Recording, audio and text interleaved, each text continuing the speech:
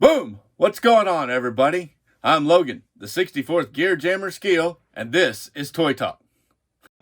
Today, I've got yet another product review. This time, it's the Peterbilt 352 for George Van Dyke Trucking. This is out by DCP by First Gear. It's the 352 cab over, which George Van Dyke loved 352 cab overs. Now, George Van Dyke Trucking, it was founded in Tangent, Oregon back in 1969 by, you guessed it, George Van Dyke. He was an immigrant from Holland, and he grew up in Southern California on a family dairy farm. But in the late 60s, with the urban sprawl of Los Angeles, they moved on up to Oregon and started up a new dairy up there in Oregon. In 69, he bought a 1957 GMC flatbed to haul hay for the family dairy. Soon after, he was hauling hay for the neighbors, and his customer base was growing, and George Van Dyke Trucking was founded in 1969, hauling hay, back in Tangent, Oregon. Now, in 71, he gave up the dairy farm completely and went full-time trucking. Then throughout the 70s, his fleet continued to grow, and today, it is still in operation along the I-5 corridor on the West Coast, and he runs a fleet of 25 trucks with a very diversified operation. Most of his trailers, though, are the curtain siders. Now, today, let's go on and talk about this beautiful 352. This 352, it is in a medium green and white paint scheme. It comes with the utility 48-foot flatbed trailer instead of the 53-foot, as 48-foots are far more common in flatbeds.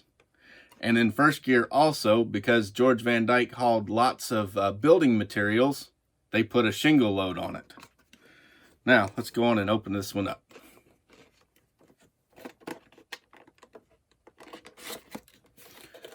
As usual, First Gear used a cardboard sleeve and a plastic two-piece blister set to hold the truck. And they also put in that beautiful, beautiful scenic mural in the back of the packaging. And then, as always, they tape these shut. I've already gone and cut it open, so it'll be easier. And then in this truck, it has the extra set of mirrors, and it has a package which has tie downs to put over the load and tie it down.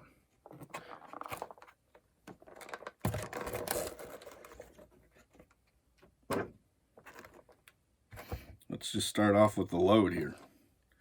It has this beautiful resin shingle load. They are from the Western Shingle Company. 1, 2, 3, 4. It's got 13 bundles on it. They're sitting on pallets. A good solid thing. The pallets are painted brown, and they are actually a separate piece put inside. They're made by First Gear of Peosta, Iowa. Pretty nice load.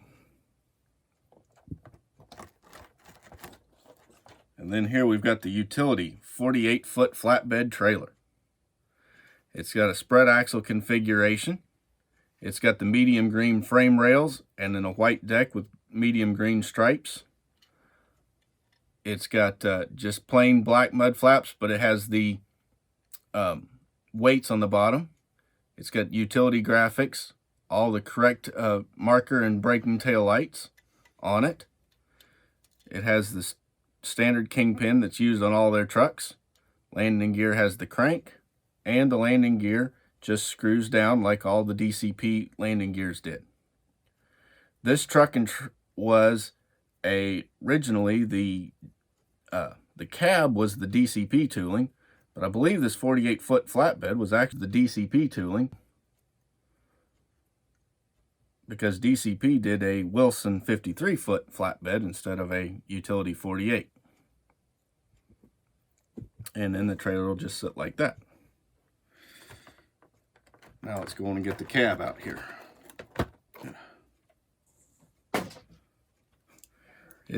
Isn't that paint scheme beautiful? Just look at that beautiful medium green and white paint job. phenomenal job on the graphics on the door for the George Van Dyke logo. This truck has the twin exhaust stacks. It's got the 86-inch bumper to back of cab, so it's got the small single bunk. They put chrome quarter fenders on, or chrome half fenders on this one. It's got Peterbilt branded mud flaps on chrome brackets with chrome weights on the bottom, brake lights, fifth wheel pivots a little. It does not have a pogo stick or any airlines on it, but it does have a chrome deck plate.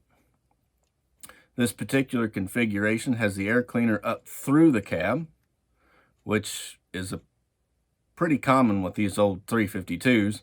However, the driver said all you did was hear that vacuum of the engine, sucking the air into the engine.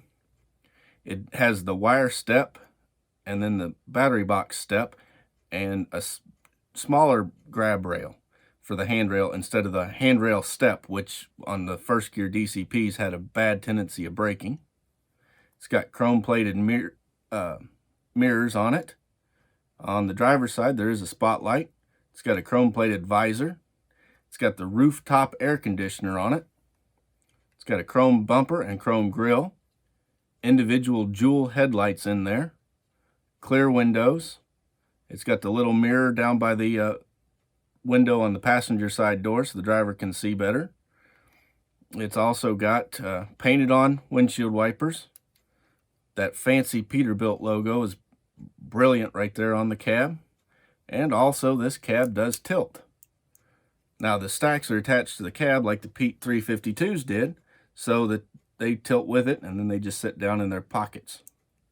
It's got a white painted 6-cylinder turbocharged diesel motor under the hood.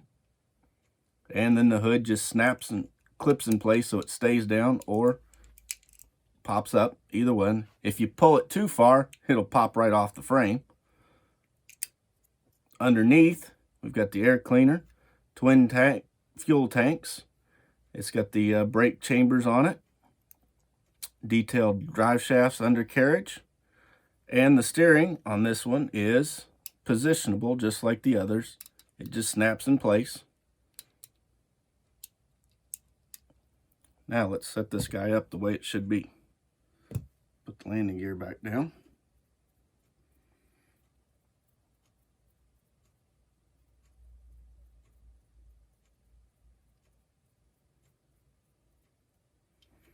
And hitch her up. Isn't that beautiful? And then we got the load on there. Who wouldn't want to drive that? Ain't that a beautiful show truck? Now let's go on and measure how long it is. It's 12 inches bumper to tailgate. So it's not going to be too bad sitting on your shelf. And you could set it either way.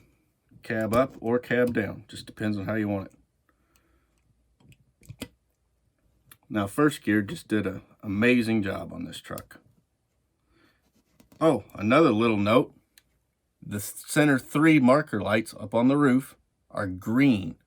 They're painted green. Probably something that George did. The outer 2 are amber. Just a little extra detail that First Gear likes to do.